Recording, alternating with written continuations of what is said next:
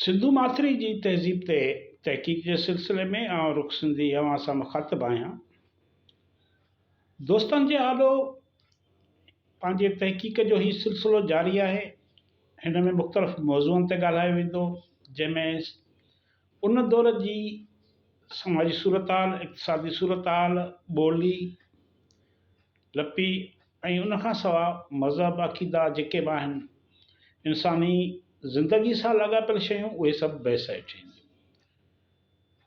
दोस्तनि खे ॿुधाईंदो हलां त पाण जॾहिं सिंधु सभ्यता, सिंधु माथरी जी तहज़ीब जो ज़िक्र कयूं था त उहा सिर्फ़ु मौजूदह सिंध ताईं महदूद न आहे, पर उन वक़्तु सिंधु माथर जे तहज़ीब जूं जेके सरहदूं हुयूं, इहे पूरे पाकिस्तान, अफ़गानिस्तान जे कुझु हिस्सनि, भारत जे कुझु हिस्सनि, गुजरात, राजस्थान, कच्छ, काठियावाड़, पंजाब, ओभर पंजाब,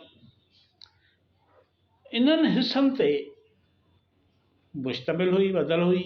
इन करे ही ॻाल्हि ॿोल उन्हनि सभिनी जेके ख़िता आहिनि हिन वक़्तु सिंध सां गॾु बि न आहिनि, अलॻि आहिनि, अलॻि वतन या मुल्क जुड़ी चुका आहिनि, उन्हनि सभिनी जे हवाले सां ही ॻाल्हि ॿोल ऐं ही तहक़ीक़ आहे।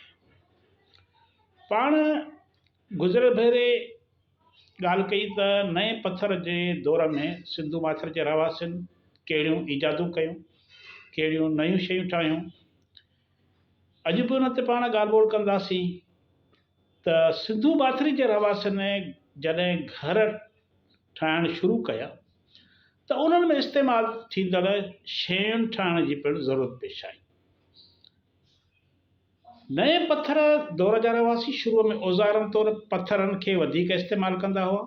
हू पथरनि जूं कुहाड़ियूं, ॾाटरा, खुरपियूं, छुरियूं, जंड, मानी पचाइण जूं थोपियूं ठाहींदा हुआ, जेकी घणो करे चकमकी पहण जूं हूंदियूं हुयूं। बाद में अॻिते हली हिननि काठियुनि ऐं तीलियुनि मां टोकरियूं ठाहिण, मानी रखण जूं दॿकियूं, खारा, अन्न रखण जा बाडा ठाहिण शुरू कया, जिन खे डामर या मिटीअ सां चौधारी लिंबियो वेंदो हो। इन ई दौर में मिटीअ जे थांवनि ठाहिण तरफ़ पिणु तरक़ी थी। घरनि में रहंदड़नि मिटीअ मां अहिड़ियूं शयूं ठाहिण शुरू कयूं जेकी खाधे रखण लाइ थांवनि तौरु इस्तेमालु थियनि। पहिरियों त कची मिटीअ जा अणपकल बर्तन तयारु थींदा हुआ, जेकी पाणियाठियुनि शयुनि जे इस्तेमाल लाइ नाक़िस हुया। पाणीअ में इस्तेमालु थियण सां भॼी भुरी वेंदा हुया। इन करे सिंधु माथर जे रहवासियुनि उन्हनि में तब्दीलियूं आणणु शुरू कयूं।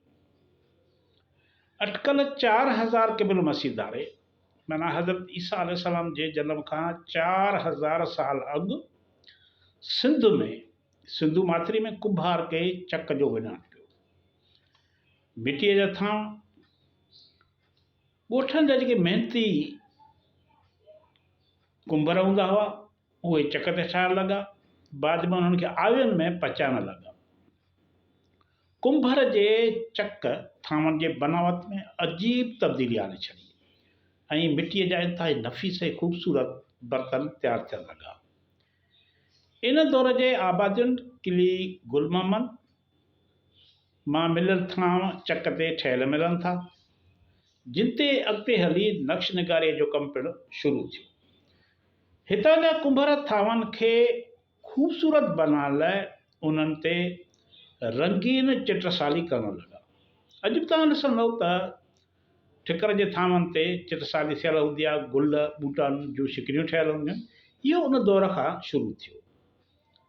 राणा गुदई जे माॻ में मिलियल थांवनि ते ॻाढ़े ऐं हेडरे रंग जा तह चढ़ियल आहिनि ऐं उन्हनि मथां कारे रंग जे मसाले जी चित्रसाली थियल आहे।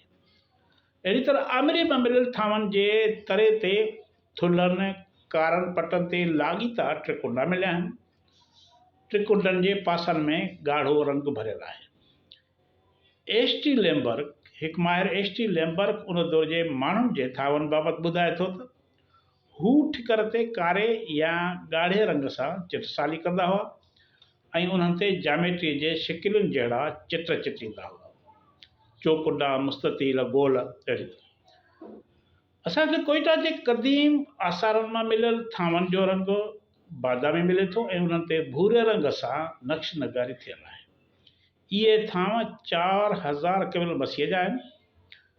वरी अॻिते हली नाल मां मिलियल थांवनि ऐं आमरी मां मिलियल थांवनि ते असांखे शींहं, मच्छियुनि, ढगे ऐं पखियुनि खां सवाइ पिपर जे पननि जा नक्श उकरियल मिलनि। हाणे इन्हनि थांवनि ते जेके जानवरनि या जिन वणनि जा नक्श या उन्हनि जी चिटसाली थियल आहे, इन्हनि मां साबित थियो त उन दौर में शींहं, मच्छी, ढगे, पखियुनि खां सवाइ पिपर जे पननि जे हवाले सां माण्हुनि वटि ॼाण हुई, या उन वक़्तु पिपर जो वणु मौजूदु हुयो। भर वारनि ॿेड़नि में शींहं हूंदा हुआ, ढगियूं हूंदियूं हुयूं, दरियाहनि जूं मच्छियूं इस्तेमालु कंदा हुआ। असां शुरू में जेकी थांव ठहणु लॻा पहिरियां उन्हनि ते सादे क़िस्म जी चिटसाली थींदी, जंहिंमें अक्सर जानवरनि जूं शिकिलियूं चिटियल हूंदियूं। इन क़िस्म जा थांव 6000 क़बल मसीह खां सिंधू माथिरी अंदरि राइज हुया। बाद में इन्हनि थांवनि में तरक़ी शुरू थी। अटकल 3500 क़बल मसीह धारे थांवनि ते जानवरनि जूं शिकिलियूं चिटण जो कमु बंदि थी वियो। इन जी जाइ ते जामेट्री जे ॾुखियनि ऐं रंग बिरंगी नमूननि जाइ वालारी या उन्हनि जी जाइ ते आया। सिंधू माथिरी जे रहवासियुनि 4000 क़बल मसीह धारे धात पिणु ॻोल्हे लधी। इहा तमामु वॾो इनकलाब हुयो उन दौर जे समाज में। उन दौर जे माण्हुनि लाइ धात ॻोल्हे लहणु ऐं उन जो इस्तेमालु तमामु वॾो इनकलाब हुयो। उन दौर जा माण्हू 4000 क़बल मसीह में ट्रामे मां पंहिंजे हार श्रंगार जूं शयूं ठाहिणु लॻा।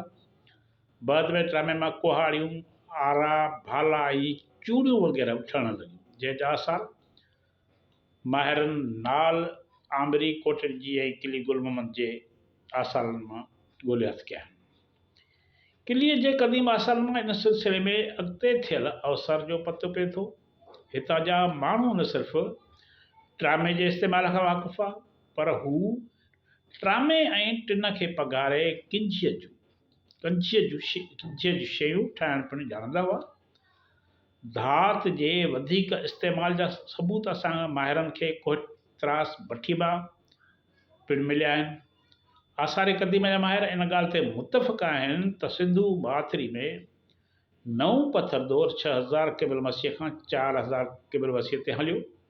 बाद में 4000 क़बल मसीह में हितां जे माण्हुनि धात ॻोल्हे लधी ऐं हू ट्रामे ऐं टिन खे पघारे या रिजाए इस्तेमालु करणु लॻा। ज़रायत जोज ऐं ॻोठनि जे बुनियाद सिंधू माथिरी अंदरि केतिरा ई वाढा, राज़ा ऐं कुबर पैदा करे वरिता ऐं हितां जे वापारियुनि कचे माल खे सिंधू माथिरे जे वापारी कचे माल खे हथु करण लाइ ॿाहिरि निकिरी पिया, ॿियनि इलाइक़नि न वञणु लॻा। सिंधू माथिरी जूं ॿेड़ियूं समुंड जा सीना चीरींदे वञी अफ्रीका ऐं उभरंदे एशिया में पहुतियूं। हीउ दुनिया जो अकेलो ई ख़ितो हुयो जितां अवाइल में तहज़ीब याफ़्ता इंसान ॿाहिरी दुनिया में पकड़जणु लॻा ऐं पंहिंजे लातइदाद सलाहियतुनि सां हिन धरतीअ खे रंगीली बख़्शी। बर्फ़ पटनि में बाज़ारूं लॻाए छॾियूं। हिकु माहिर पोकाक इन दौर जे सिंधू माथिरी माण्हुनि बाबति लिखे थो त क़दीम दौर में सिंधू नदी जे मुहाने ते सामूंडी सफ़र कंदड़ फुड़त, हुनरमंद ऐं हिमत वारा माण्हू रहंदा हुआ, जिन जे नतीजे तौरु हिन सभ्यता खे सिंधू सभ्यता खे ओज मिली। वरी हिकु ॿियो माहिर आहे फर्गूसन। उनखे ॿुधो जेको चवे थो त हू सिंधू माथिरीअ खे मुकमिल दुनिया सम्झे थो। हू चवे थो त सिंधू दरिया रस्ते ज़ातियुनि पुठियां ज़ातियूं ऐं बेशुमार माण्हू ॿाहिरि विया जिन तहज़ीब जो फैलाउ कयो ऐं सिंध हिंद हिकु मुकमिल दुनिया आहे। साॻी तरह पाकिस्तान जो हिकु लेखक हिस्टोरियन सब्ते हसन चवे थो त हितां जूं ॿेड़ियूं माल सां लॾजी मकरान जे किनारे सां बहरे अरब ऐं ख़लीज फारस पी सोमेरी बंदरगाह ॾांहुं वेंदियूं, माना इराक़ी बंदरगाह ॾांहुं वेंदियूं। हिन दौर में सिंधू माथिरी जा बाशिंदा ॿाहिरि वञणु शुरू थिया ऐं दुनिया जे मुख़्तलिफ़ कुननि में पहुची पंहिंजे इल्म ऐं हुनर जो फैलाउ कयो। इन ई सिलसिले में पाण ईंदड़ वीडियो में वधीक ॻाल्हि ॿोल कंदासीं। दोस्तनि जी वॾी महिरबानी।